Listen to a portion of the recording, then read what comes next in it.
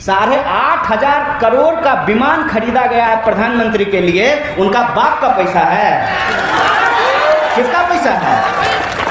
किसका पैसा है बताइए? देश की जनता का पैसा है ना। जबरदस्ती 56 इंच का छाती चौड़ा करके घूम रहे हो जी। अब बेवकूफ समझते हो हम लोगों को। क्या है?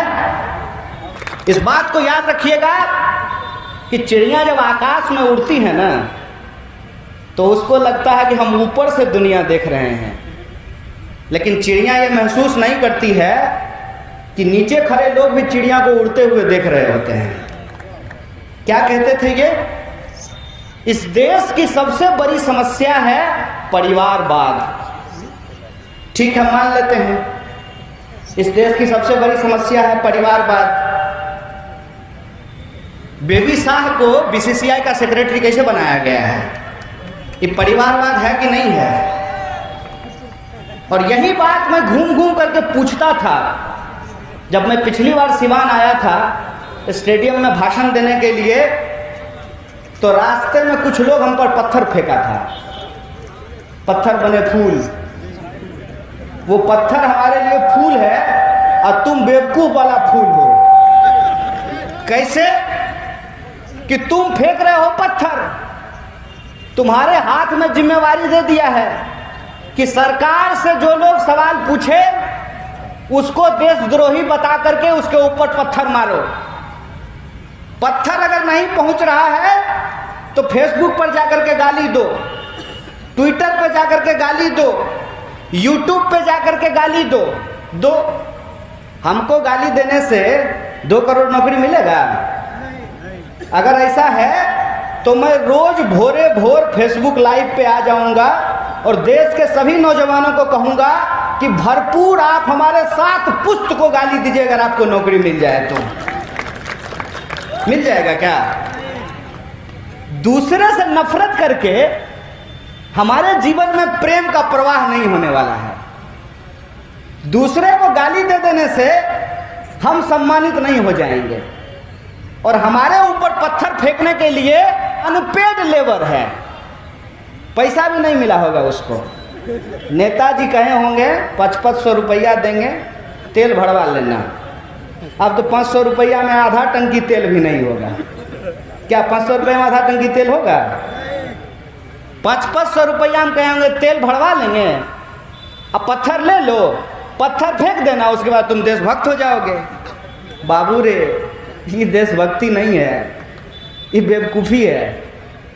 अगर तुम सच में देशभक्त हो तो तुमको ये सवाल इस सरकार से पूछना चाहिए कि ये कैसा राष्ट्रवाद है कि देश की राष्ट्रीय संपत्ति रेलवे बेची जा रही है। बताइए। लिखा जाता था ना, पटना जंक्शन पे लिखा हुआ होगा, सिवान स्टेशन पर भी लिखा हुआ होगा कि रेल राष्ट्र की संपत्ति है। तो जो सरकार रेलवे को बेच रहा है वो देशद्रोही है कि हम सवाल पूछने वाले देशद्रोही हैं? इस पे आप हमको विचार करके बताइए। कैसा राष्ट्रवाद है भाई? राष्ट्रीय संपत्ति को निपटाए जा रहे हैं। और जो सवाल पूछता है, हम तब भी कहते थे देखिए हम आपका नमक खाए हैं, आपके टैक्स के पैसा से हम पढ़ते हैं और जो ज्ञान हमको मिला है उसके आधार पे हम सरकार से सवाल पूछते हैं कि ये साहब वादा किए थे आप हर साल 2 करोड़ नौकरी देने का, वादा किए थे हमारे खाते में 15 लाख रुपया पहुंचाने का, वादा किए थे अच्छा दिन लेकर के आने का, अब बना दी हैं अपने बेटा को बीसीसीआई का सेक्रेटरी। हमको दे दिए हैं पत्थर कि तुम पत्थर चलाओ, अब बेटा को दे दिए हैं बीसीसीआई, उसको दे दिए हैं आईपीएल कि तुम आईपीएल खेलवाओ। 1 साल में 2 आईपीएल हो रहा है। बीपीएससी का बहाली टाइम पे नहीं निकलता है।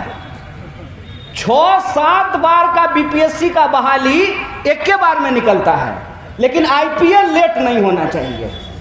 अब ये देखे थे ना, आईपीएल बिना दर्शके का हुआ होता था। स्टेडियम में दर्शक नहीं था, पीछे से वीडियो रिकॉर्डिंग में आवाज सेट कर दिया था जनता का चिल्लाने का। अब फिर हो रहा है, आईपीएल टाइम पर होगा, एसएससी का एग्जाम टाइम पर नहीं होगा।